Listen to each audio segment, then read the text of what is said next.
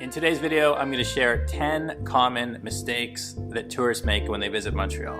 Some of these might seem rather obvious, some of these might seem a bit deeper, but altogether I hope this video can be a useful resource for anyone visiting the city to not make mistakes.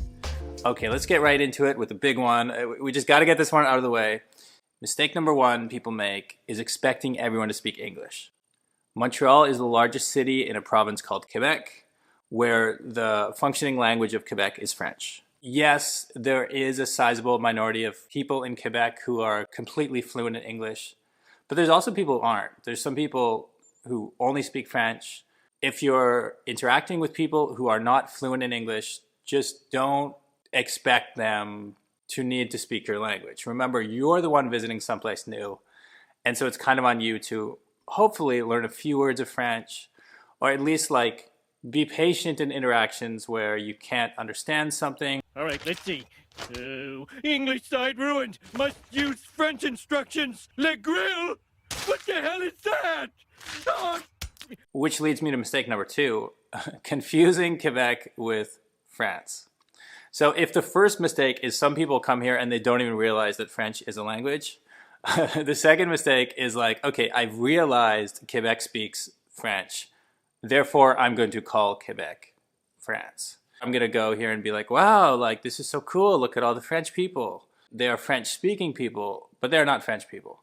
Calling Quebec the same thing as France is the same as calling the United States the same as Great Britain. Once upon a time, it was true. They have similar origins. But at this point, they have hundreds of years of history to separate them. And so kind of casually comparing the two or thinking of them as the same, thinking of French speakers as some single entity, is going to rub some people the wrong way for obvious reasons. All right, let's switch gears a bit here. Mistake number three, thinking you need to have a car. I see this all the time, especially people who are visiting from Toronto or some other big city. They will drive up with their car and then they will realize, first of all, they didn't even need a car because so many of the things that they wanted to see were in old Montreal or downtown or walking distance from downtown. So they could have had a much more enjoyable experience if they were just walking around or using the amazing metro system here in Montreal. But instead they had a car, and as anyone who drives in Montreal can tell you, it is a notoriously difficult for drivers. I've never seen anything like it, to be honest. Between the road construction, the confusing parking signs, just the limited parking spaces in general. Parking in the city is a mess. Yeah, there's also cyclists and pedestrians everywhere. So if you're not from a city with a lot of cyclists, you'll be confused. You'll be trying to take a right turn and there'll be 40 bikes going by and you're I don't know what to do. I'm from a place where there's no bikes. Well, people cycle in Montreal, and I would recommend that you try it too. Or you try just walking, or if you have mobility issues or you just don't want to do those options, you can always do things like take a taxi, take an Uber. There are solutions. But at the end of the day, I would recommend all of those above having a car. All right, mistake number four, don't underestimate the heat. And the cold, by the way. Definitely don't underestimate the cold if you're coming in winter. So you want to move to Montreal, you said. You thought it'd be fun, you said. But the thing is, most people don't underestimate the cold because they think of Canada as being a very cold place. But the heat can surprise people. They might think Canada is just cold year-round, and that is not true at all. Montreal is a very hot and humid city. I mean, I literally just turned the air conditioner off so I could record this video and it wouldn't be really noisy in the background. And as soon as I'm done making this video, I'm turning it back on because I'm already getting hot. This is kind of crazy how hot it gets in July these days. Don't underestimate it. Be prepared. Okay, point number five. This is kind of an obvious one, but I think it's worth mentioning. All right, you know how when you're on the highway, you have the fast cars on the left and the slow cars stay on the right? It's the same if you're on a bike lane. If you're biking slow, you're a tourist and you're just kind of looking at the buildings or thinking about where you want to go, stay to the right side because you're going to have some people who look like they're doing the Tour de France who are going very fast on their bicycles, and they're going to pass you on the left. If you're going slow on the left, you're potentially going to cause an accident. Another mistake some travelers make when arriving in Montreal is forgetting to get mobile data Look at you Americans. Canada's a different country. We have different mobile networks up here. Thankfully, today's video sponsor, Saily, has got you covered. Saily is an eSIM app that can be a huge lifesaver for travelers. If you don't know what an eSIM is, it's basically a digital SIM card.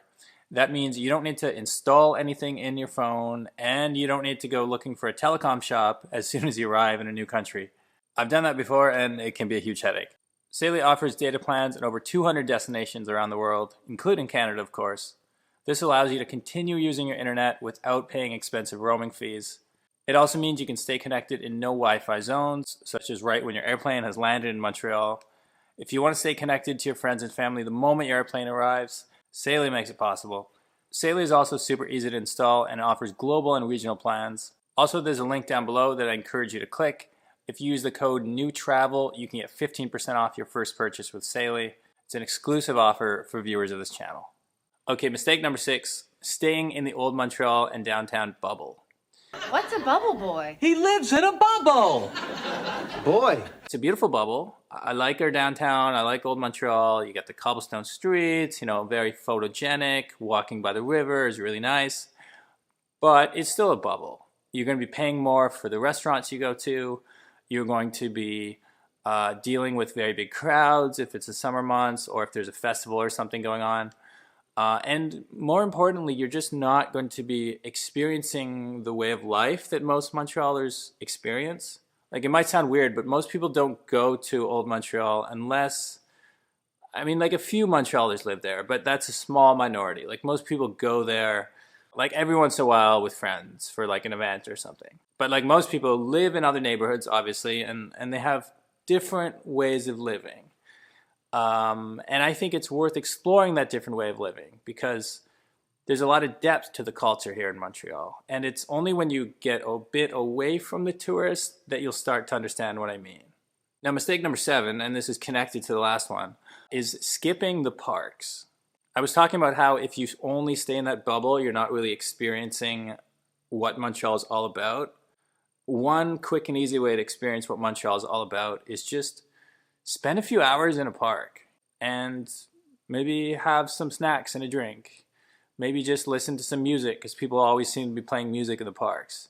Maybe just walk around and check out the wildlife, the birds and the squirrels, and just feel the energy in the Montreal parks. Because for me, that's one of the things that really made me fall in love with the city.